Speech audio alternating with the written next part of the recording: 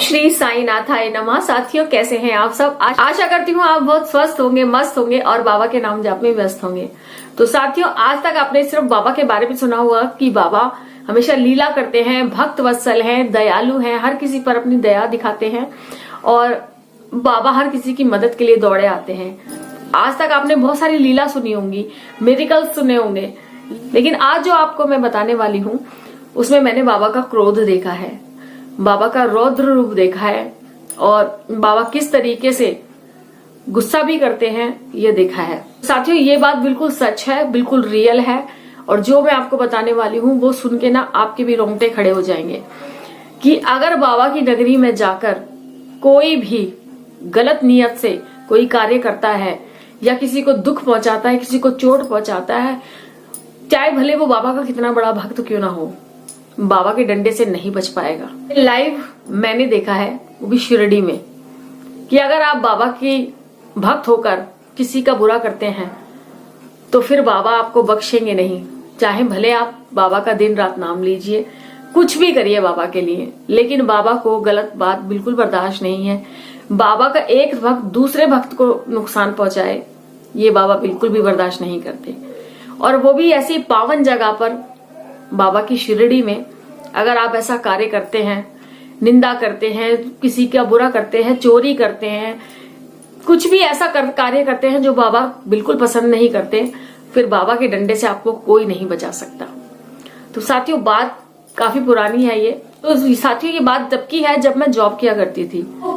कुछ टाइम की हमें छुट्टियां मिली, 2-4 दिन की हमें छुट्टियां मिली, तो हमने सोचा पूरे स्टाफ ने कि चलो हम शिरडी चलते हैं बाबा की, क्योंकि उसमें एक मैं और एक और साईं भक्त थे।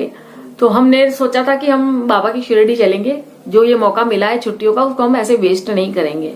2-4 दिन बहुत है बाबा के दर्शनों के लिए। तो हमारे साथ बाकी लोग भी तैयार हो गए, कुछ भक्त थे, कुछ नहीं भी थे, तो वो भी जाने के लिए तैयार हुए कि हम भी चलेंगे और बाबा की शिरडी देख कर आएंगे कैसी है। और हम सबने टिकट करा ली। तो मेरी एक फ्रेंड थी, उसमें नाम तो मैं यहाँ नहीं लूंगी, मेरी एक बेस्ट फ्रेंड थी ऑफिस में, वो भी हमारे साथ जा रही थी। तो कुल मिला के हम 7-8 लोग थे जाने के लिए और हमने टिकट वगैरह सब कुछ करा लिया और जाने का टाइम वो पास आ गया। हम सब ने तैयारी की और हम लोग अपने खुशी खुशी बाबा के दरबार के लिए निकल चुके। मेरी फ्रेंड ने 2 दिन पहले मुझे बोला कि मेरे एक भैया हैं जो हमारे साथ शिरडी जाना चाहते हैं, तो क्या स्टाफ लोग सारे जा रहे हैं, तो क्या मैं अदर कोई बाहर से किसी को ले सकती हूँ? तो हम सबने मिलकर उसको बोला कि ठीक है, शिरडी जाने के लिए हम किसी को मना नहीं करेंगे और कोई जाना चाहता है तो हम उसको साथ में जरूर लेके चलेंगे, तो आप बोल दो, तैयारी कर ले और हम उनको शिरडी ले जाने के लिए तैयार हैं। तो हमारे ग्रुप में लड़कियां थी काफी सारी, 7-8 लोगों में हम लोग 5 लगा लो लड़कियां थी और 2-3 लड़के भी थे, बॉयज थे। तो स्टाफ हम लोग सारे जा रहे थे। तो खुशी खुशी हम लोग शिरडी पहुंचे और सब कुछ अच्छे से था। अब जब शिरडी पहुंचे और हमने बाबा के दर्शन करे, जब हम शिरडी पहुंचे ना, तो हमारी खुशी का ठिकाना नहीं था, क्योंकि मैं तो कई बार गई थी लेकिन कई लोग नए थे, पहली बार जा रहे थे, तो उन्हें बहुत जल्दी थी बाबा के दर्शनों की।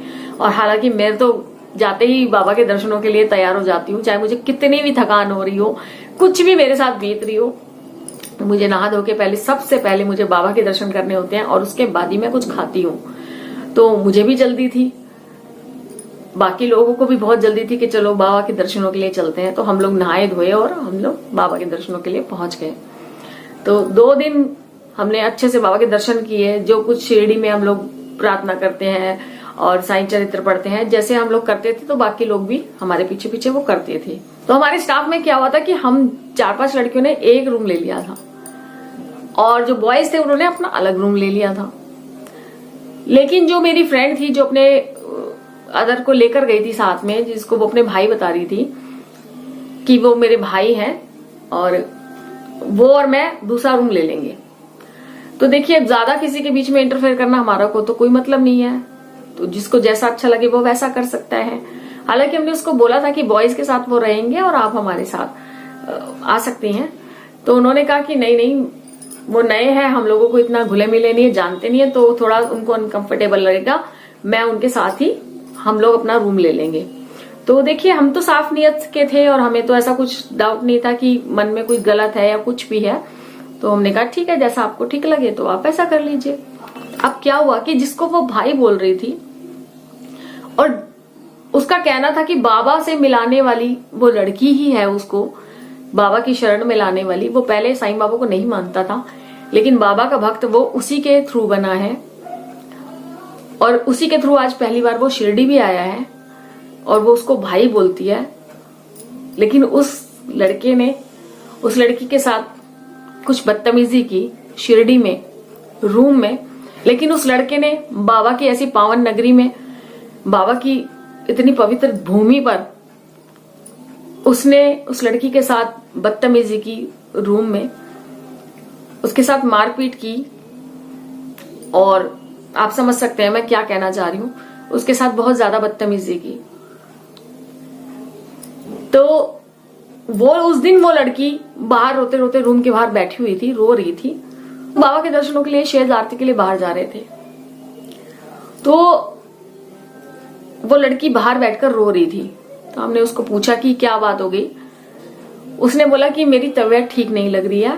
और बात छुपाना चाहा उसने बोला मेरी तबीयत ठीक नहीं लग रही है। तो हमने उसको बोला चलो ठीक है, संस्थान की तरफ से डॉक्टर बैठते हैं, हम लोग वहां पर दिखा देते हैं तुम्हें।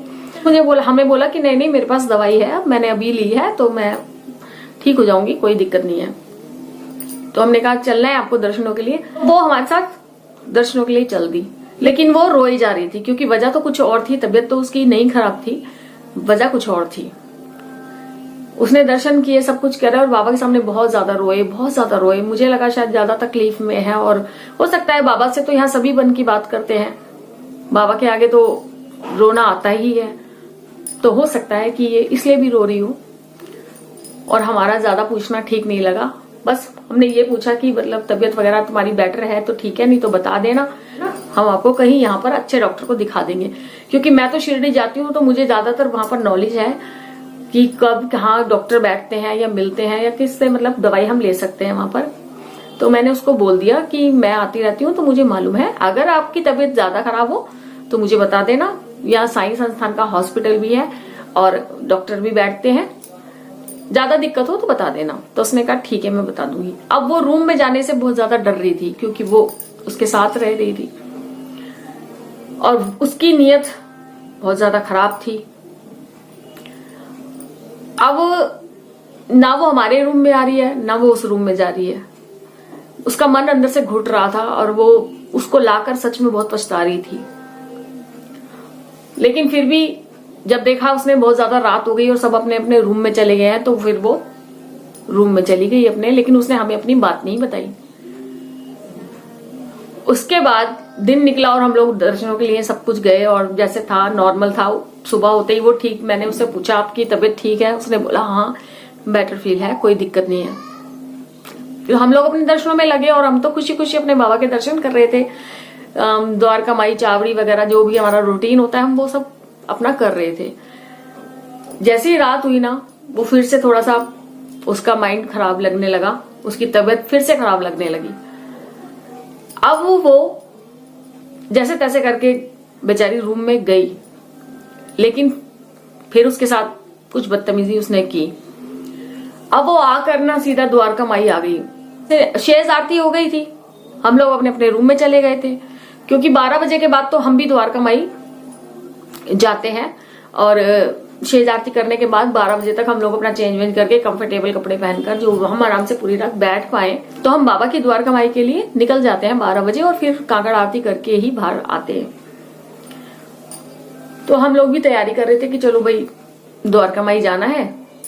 तो हमने क्या देखा कि वो रूम से निकल के रोती हुई बाहर जा रही है और सीधा द्वारका माई चली गई और बाबा से फूट फूट के अपने मन की बात वो बोल रही होगी, क्योंकि उस पर क्या बीत रही थी वो तो हम अच्छे से समझ सकते हैं कि वो किस कंडीशन में होगी उस समय। हमें भी नहीं बता रही थी वो और खुद भी घुट रही थी बहुत ज्यादा। और जिसको वो भाई बोलती थी उससे वो 2-3 दिन से ढंग से बात भी नहीं कर रही थी। द्वारका माई में बहुत ज्यादा रोने लगी ना, जाके बहुत ज्यादा ही रोने लगी वो।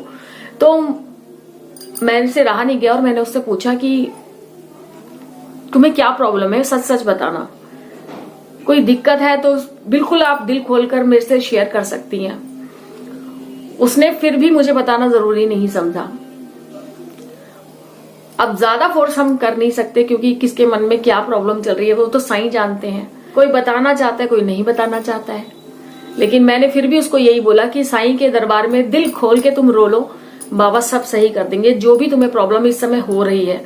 वैसे तो बाबा की धरती पर आकर कोई किसी को कुछ प्रॉब्लम होती ही नहीं है, लेकिन फिर भी तुम्हें यहाँ अगर कुछ दिक्कत लग रही है ना, तो तुम बाबा के सामने बैठकर अपने दिल का हाल बोलो। मैंने उसको बोला 100% कि आप बाबा के सामने बैठकर अपने दिल का हाल बोलो, साईं अभी तुरंत आएंगे। और उसने वैसे ही किया, वो रोने लगी। जब हम द्वारका माई में जाकर बैठे और हम उसको चुप ही करा रहे थे कि इतने में जो हमारे साथ बॉयज गए थे ना, वो अपने रूम से निकलकर द्वारका माई आए और बोलने लगे कि जो ये इनके साथ जो भैया आए हैं, जो इनके साथ हैं, वो उनको क्या हो गया, आके देखो रूम में। हम लोग डर गए कि पता नहीं क्या प्रॉब्लम हो गई, अब ये भी चुप नहीं हो रही है और वहां क्या प्रॉब्लम हो गई। तो हम जब द्वारका माई से भागे भागे रूम की तरफ गए तो हमने देखा कि वो ना पूरे रूम में शोर मचा रहे हैं, बहुत ज्यादा। क्या बोल रहे हैं कि बाबा मुझे छोड़ दो, बाबा मुझे माफ कर दो, मैं अब नहीं करूंगा। और बाबा उनको साक्षात दिखाई दे रहे हैं। बाबा उनको बहुत तेज डंडे मार रहे हैं। बाबा का जो सटका है वो पूरा चल रहा है। बाबा कफनी उठाए हुए और एक हाथ में डंडा लिए हुए उनको खूब तरीके से अच्छे से पिटाई लग रही है उनकी। जो बेड था, बेड के बिल्कुल कोने में वो जाकर अपने आप को बचाने की कोशिश कर रहा है। उसके मुंह से सिर्फ यही लाइन निकल रही है कि बाबा मुझे छोड़ दो, बाबा मुझे माफ कर दो, अब मैं नहीं करूंगा, बाबा मुझे माफ कर दो। और रोए जा रहा था, बहुत बहुत तेज चीख रहा था।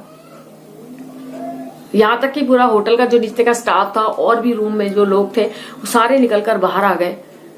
और वो अपने रूम में बस चारों तरफ घूम घूम कर, उसको डंडे से डर लग रहा है और बाबा उसको डंडा मार रहे हैं, वो अपने आप को बचाने की कोशिश कर रहा है। तो जब हमने उसको पकड़ा कि ये कुछ इधर उधर से कहीं खिड़की विड़की से हो सकता है कूद ना जाए, तो हमने उसको पकड़ना चाहा। हमने बोला बाबा तो यहाँ नहीं दिख रहे, क्यों हमें तो नहीं दिख रहे थे, उसको तो बाबा दिखाई दे रहे थे। वो कह रहा था कि बाबा यही खड़े हैं, ये खड़े हैं, मुझे मार रहे हैं, तो बाबा माफ कर दो। फिर क्या हुआ कि वो रूम से निकल के सीधा द्वारका माई की तरफ भागा। और जो रोड था ना, वो उस पे 2 कदम चलता फिर लेट जाता, फिर 2 कदम चलता फिर लेट जाता। और ऐसे करते करते करते करते जैसे पागल हो जाते हैं ना, कई लोग पागल हो जाते हैं, उनको पता ही नहीं होता वो क्या कर रहे हैं, उसकी हालत वो थी। और वो पागलपन में भागा भागा बाबा के द्वारका माई पहुंच गया। हम लोग रूम पे ही थे, हम तो हैरान हो गए थे कि ये हो क्या रहा है। वो वहां पर रो रही है और यहाँ पर इसको ये प्रॉब्लम हो रही है, तो जरूर इनके बीच में ही कोई बात हुई है।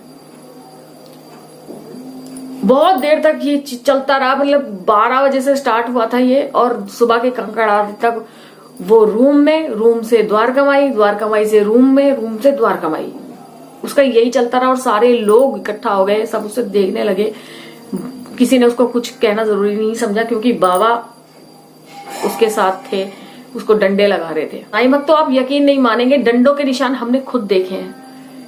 हाथों से पैरों से लेके पूरी बॉडी पे उसके डंडों के निशान थे, पूरा लाल लाल डंडों के निशान पड़े हुए थे। और वो बिल्कुल पागल वाली हरकतें कर रहा था, बिल्कुल उसकी आंखें सूज गई थी रो रो के। लेकिन बाबा का डंडा नहीं रुका, बाबा उसको लगातार उसको सबक सिखा रहे थे। सुबह की कांकड़ आरती हुई, तब वो कहीं जाके शांत हुआ। बहुत पिटाई उसकी बाबा ने लगाई अपने सटके से। ये बिल्कुल रियल एक्सपीरियंस है आपके साथ जो मैं शेयर कर रही हूँ। मुझे अभी भी बताते वक्त एक एक चीज याद है, लेकिन वीडियो बहुत ही लंबी हो जाएगी अगर मैं उसको पूरी डिटेल में आपको बताऊं तो। ये चमत्कार जब मैंने बाबा का शिरडी में देखा कि अगर बाबा के भक्त को कोई दुख पहुंचाएगा, गलत नीयत से बाबा की शिरडी आएगा, बाबा उसको बख्शेंगे नहीं। और क्यों बख्शेंगे? बाबा के नाम को खराब कर रहे हो तुम, साईं भक्त कहते हो अपने आप को। जिसने तुम्हें बाबा का रास्ता दिखाया, जो तुम्हें शिरडी तक लेकर आई, उसी के साथ गलत कर रहे हो तुम। जो तुम्हें भाई बोलती है, उसी के साथ गलत कर रहे हो तुम। तुमने क्या सोचा इतने पवित्र भूमि पर आकर तुम कुछ गलत करोगे और बाबा चुप बैठे रहेंगे? बाबा का डंडा चलेगा, बहुत चलेगा, और वो हमने खुद देखा। तो बाबा की पावन धरती पर या कहीं भी आप जाते हैं जहां तीर्थ स्थान है, कभी किसी की चुगली, कभी किसी की चोरी, कभी किसी के लिए गलत निंदा, कुछ भी अपने मन में ना लेके जाएं। सिर्फ अपने आप को लेकर जाएं कि बाबा हम हैं, हमारे अंदर जो बुराई है वो आप निकाल दो। और मैं कहती हूँ वो अगले दिन ही हम तो बाद में आए थे, लेकिन वो अगले दिन ही अपनी टिकट कराकर शिरडी से गायब हो गया, भाग गया वो छोड़कर। क्योंकि बाबा ने उसको जो सबक सिखाया ना, और वो था भी इसी लायक, और वो हमें बता नहीं रही थी। जब हमने उससे पूछा अपनी फ्रेंड से कि भाई ऐसी क्या मजबूरी थी जो 2-3 दिन से वो तुम्हें परेशान कर रहा है और तुम हमें बताया नहीं, तुम हमें बताती तो सही, हम आपका रूम चेंज करके अपने में ले आते। तो उसने मुझे बोला कि मेरे पास कुछ कमी थी पैसों की, और इसने मुझे ये बोला था कि मैं जो है वो रूम का पे कर दूंगा, तो तुम मेरे साथ ही रूम में रुक जाना। तो मैंने कहा ऐसी तो कोई बात नहीं थी, हम सब मिलकर तुम्हारी हेल्प करते, आप मत देते कुछ भी, जो रूम का रेंट था वो हम सब मिलकर दे देते आपका, आपको देने की जरूरत नहीं थी। अगर इतनी परेशानी थी और इस तरीके की परेशानी थी तो आपको हमें बताना चाहिए था। तो उस लड़की ने भी अपनी गलती मानी कि आज के बाद मैं कभी किसी पे विश्वास नहीं करूंगी। जब बाबा का भक्त होकर वो मेरे साथ गलत कर सकता है तो फिर दुनिया पे तो विश्वास ही उड़ गया है। तो साईं भक्तों, इस वीडियो का मतलब से मैं यही बताना चाह रही हूँ कि कैसे कैसे लोग हैं जो बाबा का नाम भी खराब करते हैं और साईं भक्त कहलाने लायक नहीं है। ऐसे लोग किसी भी तरीके से वो साईं भक्त कहलाने लायक नहीं है। भले आप वो दिन रात पूजा करे, पाठ करे, भक्त तो वो ऐसे बनता था ना बाबा का कि मैं आपको बता ही नहीं सकती। हमें लगता था वाह भाई वाह, सच में बाबा के बहुत बड़े भक्त हैं ये, किसी दिन बाबा इनको दर्शन दे देंगे। लेकिन बाबा ने जो दर्शन दिए ना, वो बाबा के डंडे ने सुधार दिया उसको पूरी तरीके से। उसके बाद कभी उसने अपनी शक्ल नहीं दिखाई। तो बाबा की शिरडी जाओ ना तो पवित्र मन से जाओ, सच्चे मन से जाओ। किसी भी तीर्थ स्थान पे जाओ तो सिर्फ अपनी मैं निकालकर, अपने बुरे विचार निकालकर, तभी आपका जाना सफल है किसी भी तीर्थ स्थान पर। तो बाबा का जो डंडा चला ना साईं का, सच में मैं भी देखकर डर गई कि बाबा जब क्रोध में आते हैं तो अच्छो अच्छो की बखिया फाड़ सकते हैं साईं, अच्छो अच्छो को सुधार सकते हैं। बाबा के चौखट से आपको बहुत प्यार मिलेगा, आपको कभी निराश नहीं होना पड़ेगा। बस आप अपने लिए या फिर किसी के लिए अच्छा मांगिए, कभी किसी का बुरा ना चाहें। साईं बिल्कुल भी बर्दाश्त नहीं करते। तो आज मेरा मन था कि मैं आपको बताऊं कि बाबा का क्रोध मैंने देखा है। क्योंकि आज तक सब सोचते हैं बाबा बस मेरिकल करते हैं, लीला करते हैं, सबकी झोलियां भरते हैं, लेकिन बाबा क्रोध भी करते हैं। कोई बाबा के भक्त को चोट पहुंचाता है, उसका दिल दुखाता है, तो उसको कुछ करने की जरूरत नहीं है, बाबा खुद उसका बदला ले लेते हैं। तो कहते हैं ना कि जब आप किसी का अच्छा कर रहे हो और कोई आपके साथ बुरा कर रहा है ना, तो आप बाबा के श्री चरणों में छोड़ दो। तो शायद उसको थोड़ा बहुत कुछ कह के छोड़ देंगे, लेकिन जब बाबा का डंडा पड़ेगा ना तो वो कहीं का नहीं रहेगा। वो किसी भी चौखट पर भगवान की नहीं अपनाया जाएगा। तो कैसी लगी आज बाबा की आपको ये लीला, जरूर मुझे पता है आपके भी रोंगटे खड़े हुए होंगे सुनकर। क्योंकि जब हमने देखा था ना उसको तो हम खुद हैरान हो गए थे कि इतनी मार पड़ी है इसको, ये झेल कैसे गया। बहुत मारा था बाबा ने उसको डंडे से। सटका बाबा का जब चलता है ना तो फिर उसको कोई झेल नहीं सकता। अगले दिन ही वो अपना बोरिया बिस्तर बांध के शिरडी से 9-2-11 हो गया था। और ऐसे भक्तों की कोई जरूरत नहीं है शिरडी में, गलत नियत वालों की कोई जरूरत नहीं है बाबा को। हमें बाबा की जरूरत है, बाबा को हमारी क्या जरूरत है भाई। बाबा को तो हम जैसे बहुत भक्त है बाबा के, और हमसे भी बहुत बड़े बड़े भक्त है बाबा के, जो सच्चे मन से बाबा को प्यार करते हैं। तो जरूरत हमें है बाबा की, बाबा को हमारी जरूरत नहीं है। तो ऐसे बनो कि बाबा हमें अपनाए, हमें प्यार करें। हम पे कोई दुख आए तो बाबा भागे चले आए, दौड़े चले आए। तो साथियों, कैसी लगी वीडियो और इसमें आप कुछ कमेंट करना चाहते तो जरूर करिएगा, बताइएगा कि बाबा का क्रोध आपने कभी देखा है क्या। तो चलिए साईं भक्तों, मिलते हैं दूसरी वीडियो में बाबा की किसी और लीला के साथ, किसी और मिरेकल्स के साथ। तब तक ओम साईं राम, जय साईं राम।